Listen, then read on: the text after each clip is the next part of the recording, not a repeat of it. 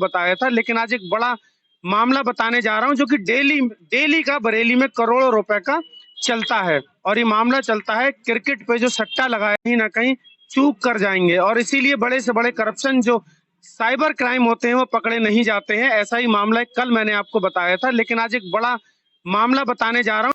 कुछ applications use करी जाती हैं, उन एप्लीकेशन पर लोगों को जोड़ा जाता है और जोड़ने के बाद उन्हें एक नाम दे दिया जाता है और उसके बाद उन्हें साझेदार बना लिया जाता है और इस हत्या की प्रक्रिया काम करती है। बहुत सारे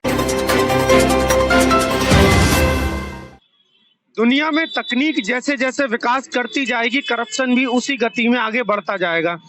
यानी कि करप्शन जो है वो तकनीक के विकास से तेजी से काम करेगा और करप्शन को हम पकड़ने में कहीं ना कहीं चूक कर जाएंगे, और इसीलिए बड़े से बड़े करप्शन जो साइबर क्राइम होते हैं वो पकड़े नहीं जाते हैं। ऐसा ही मामला कल मैंने आपको बताया था, लेकिन आज एक बड़ा मामला बताने जा रहा हूं जो कि डेली डेली का बरेली में करोड़ों रुपए का चलता है। और ये मामला चलता है क्रिकेट पे जो सट्टा लगाया जाता है, पूरे देश में भयंकर रूप ले चुका है आज की तारीख में। और क्योंकि हमारे देश में क्रिकेट पर सट्टा जो है वो गैर कानूनी है, लेकिन कुछ देश ऐसे भी हैं यूरोप और ऑस्ट्रेलिया जहां पर क्रिकेट पर सट्टा लगाना कानून के दायरे में आता है। वहां इस पैसे पर टैक्स भी जाता है और लोग जो है वो कानून के दायरे में रहते हुए क्रिकेट पर सट्टा लगाते हैं। पर हमारे देश में ये कानूनी अपराध है, लेकिन ये अपराध चरम सीमा पार कर चुका है अपनी।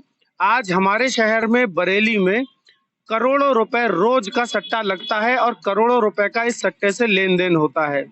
इसमें कुछ पासवर्ड यूज किए जाते हैं, कुछ एप्लीकेशंस यूज करी जाती हैं, उन एप्लीकेशन पर लोगों को जोड़ा जाता है और जोड़ने के बाद उन्हें एक नाम दे दिया जाता है और उसके बाद उन्हें साझेदार बना लिया जाता है और इस हत्या की प्रक्रिया काम करती है।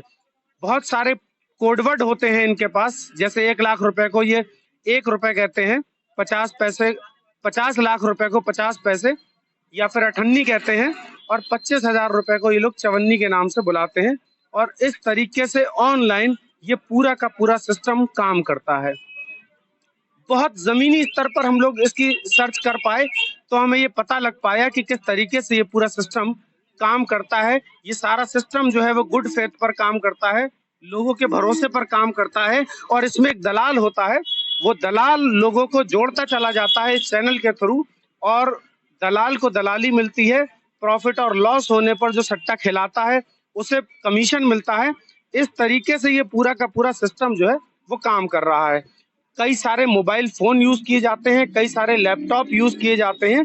अगर इसको पकड़ा भी जाए तो पकड़ना बहुत ज्यादा मुश्किल हमें लगता है कि नहीं है, क्योंकि जब ये सब कुछ हमारे सामने आ सकता है तो वो अथॉरिटियां सरकार की जो इस करप्शन को पकड़ सकती हैं वो आसानी से पकड़ सकती हैं।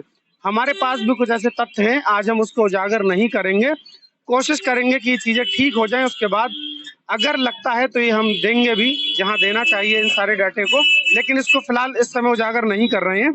हमारा बताने का प्रयास सिर्फ इतना सा है कि शहर में करोड़ों रुपए का ट्रांजैक्शन सट्टे के द्वारा किया जा रहा है और इस पर अभी तक कोई लगाम नहीं लग पा रही है।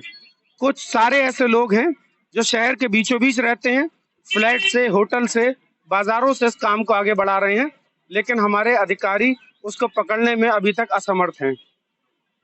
ऐसा ही एक प्रक्रिया 2013 में चलाई गई थी, एक कमेटी गठित करी गई थी जिस कमेटी ने यह भी कहा था कि इसे कानून के दायरे में लाना चाहिए, इससे सरकार को इससे फायदा भी हो सकता है। लेकिन हमारे देश में भी ये गैर कानूनी काम है और गैर कानूनी काम चरम पर आ चुका है। अधिकारी कुछ जानते हैं, कुछ ने आंखें बंद कर ली हैं, कुछ और सारे लोग जानते हैं लेकिन आंखें बंद कर ली हैं। कहीं ना कहीं उनका मानना यह है कि इस काम की किसी भी तरीके से रोक नहीं हो पाएगी। हम भी जानते हैं कि ये काम नहीं रुक पाएगा, लेकिन कहीं ना कहीं इस काम पर लगाम लगाई जा सकती है।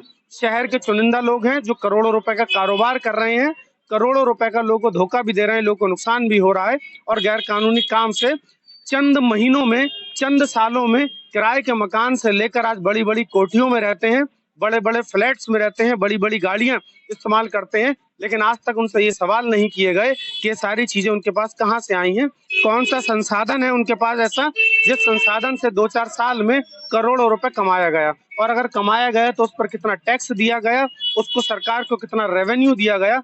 अभी तक ये सवाल उनसे नहीं किया गया है और हमें उम्मीद है कि खबर के बाद तमाम अधिकारी जो है वो इसको सुनेंगे, समझेंगे और कहीं ना कहीं कोई एक्शन लेंगे। एक्सपोज टुडे में हम ऐसी खबरें आपको दिखाते रहेंगे और ऐसे ही एक्सपोज करते रहेंगे लोगों को। बने रहिए हमारे साथ, देखते रहिए एक्सपोज टुडे। जय हिंद।